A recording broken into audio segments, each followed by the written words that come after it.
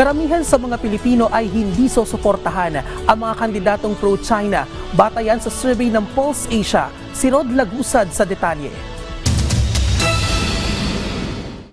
Ilang buwan bago ang 2025 national elections, lumabas sa pinakabagong survey ng Pulse Asia na 7 sa 10 Pilipino ang hindi susuporta sa mga kandidatong pro-China.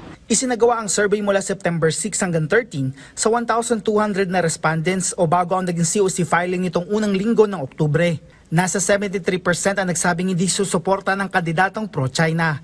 Malayo dito ang susuporta na nasa 5% lang at 23% naman ang hindi pa masabi kung susuporta o hindi. Sa pagtatanong namin sa ilan nating mga kababayan gaya na lang ng street vendor na si Jeffrey, anya, sang-ayon siya dito. Siguro sir, tama lang sir na hindi nila iboto yung mga ganun sir kasi kita nyo naman sitwasyon nga sir, diba? Parang ang hirap ng ganun sir. Para sa akin siguro talagang dapat hindi suportahan, lalo na sa West Philippine Sea. Parang na sir kung papaboran mo pa yung mga ganong kandidato siguro, parang binigay mo na rin yung natin sir, yung dignidad ng natin, ng bansa. Ganito din ang tingin ni Tatay Fortunato na anya dapat unahin ng kapakanan ng bansa. Hindi ho.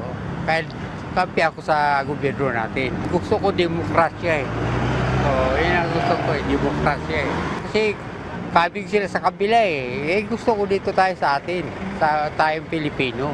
Yung interest natin, doon ako.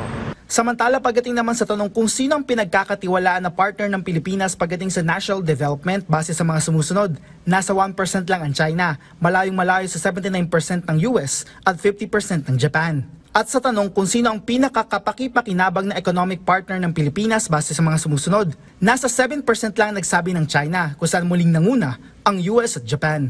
Rod Lagusad para sa Pambansang TV sa Bagong Pilipinas.